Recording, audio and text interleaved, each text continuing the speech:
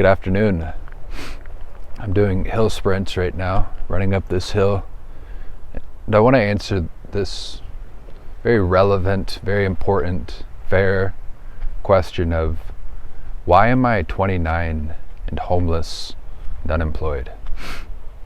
Because I've talked about how I got into this position and what it's been like, especially what it was like to live in my van. But it's a whole different question to answer why. Why am I here?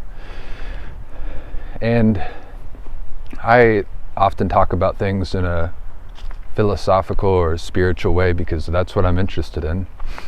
And I'm a strange guy.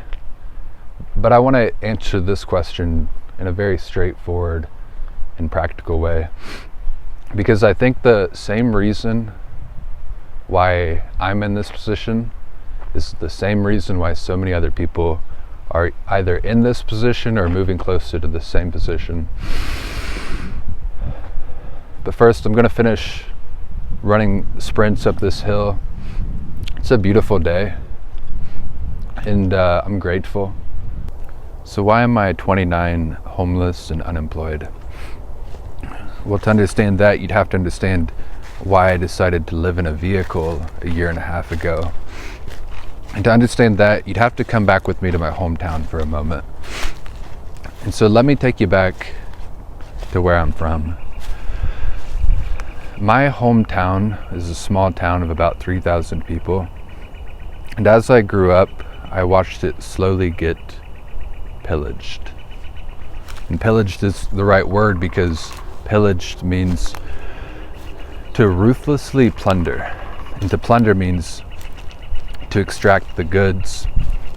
And so as I grew up, I watched my hometown have everything extracted from it over the course of my entire childhood.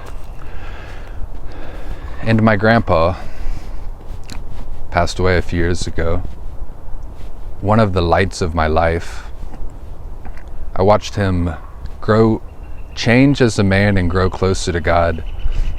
Change in a way that I've never seen anyone change. And he worked in a factory for pretty much his entire life. And almost everybody in my hometown worked in a factory for their entire life, especially just right out of high school. But what would happen is, as I got older, people started to reminisce about how it used to be. And they would talk about how the students who were in high school would be able to go to these factories and work at these factories while they were still in high school. And they would be making more money than the teachers. But something changed, and slowly these factories started to move out of my city.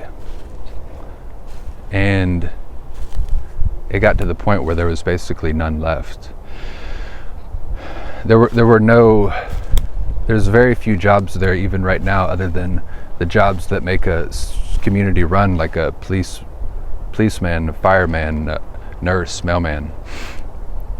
And it's very evident in something that we used to do that was like a county fair.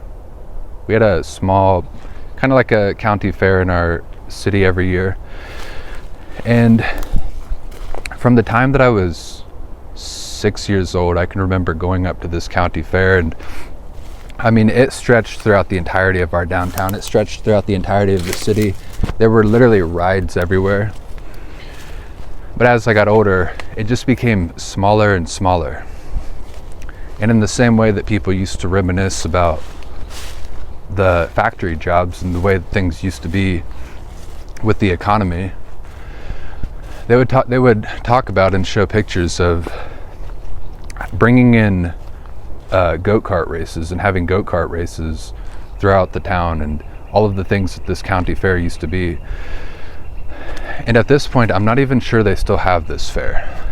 They may have it, but it is maybe one or two rides and a couple of booths and food stands just for the nostalgia of it. And so that's where I'm from. And I'm not saying that I wanted to work in a factory. I tried to work in a factory for like a week when I was in high school. And just the way that my brain works, and I have almost no attention span, and it was really hard for somebody like me to work in a factory. I've worked a lot of jobs, but factory, that isn't it for me. And so I'm not saying that factory jobs leaving my city is the thing that led me to be homeless and unemployed. But I was working for basically a sales company, mortgage company, out of college. And the ethos of the company, the attitude of the company was basically to, in the same way that my city got plundered, we were selling things. We were trying to plunder the clients. We were just trying to extract value from them. And I didn't see, and I haven't seen, another way to work for a company that would allow me to not do the thing that I absolutely hate, which is to selfishly look out for yourself and just try to extract value from other people. So the reason why I decided to live in a van is I thought there had to be a different way. There has to be a different way. Because if nothing else, the traditional path, the way that things have been, it just doesn't work at all. Because even if I were to try to make a traditional path work, what's going to happen? I'm going to end up I'm going to go down the same path that my grandpa went, and he worked his whole life, broke his back, just for all of the value that he built to get slowly extracted. And I'm not making any assertions of how that happened or why that happened, or it's not political, or there's no point behind that. It's just a thing. It did happen, and because that happened, you realize that it would be insane to try to do the same thing. Insanity is doing the same thing over and over again and expecting different results. And so throughout everything that I've seen in my life, I realized that even if it is nonsensical, even if it doesn't make sense to other people, I have to make a leap of faith and try to make a different path work, because there is no other option. And so I sold all of my stuff, bought a van for $5,000, moved into it, used the rest of the money from selling my stuff to travel down south to Florida, spent all of my time writing and podcasting, and when my money ran out, I got a job at a coffee shop to sustain my life. But then my vehicle broke down, and that was my home, and I lost my home. And I had to junk it in order to buy a plane ticket to travel back up here, because my friend is letting me sleep in his apartment so that I'm at least not sleeping on the streets. And this spot right here is where I've been recording my podcast since I came up here.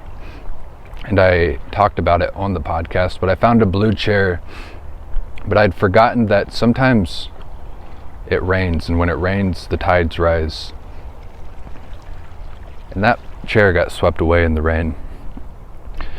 But I found a different location, a tree stump, to record the podcast, and in my opinion, it's actually more beautiful. And so if nothing else, this lesson, this journey has taught me that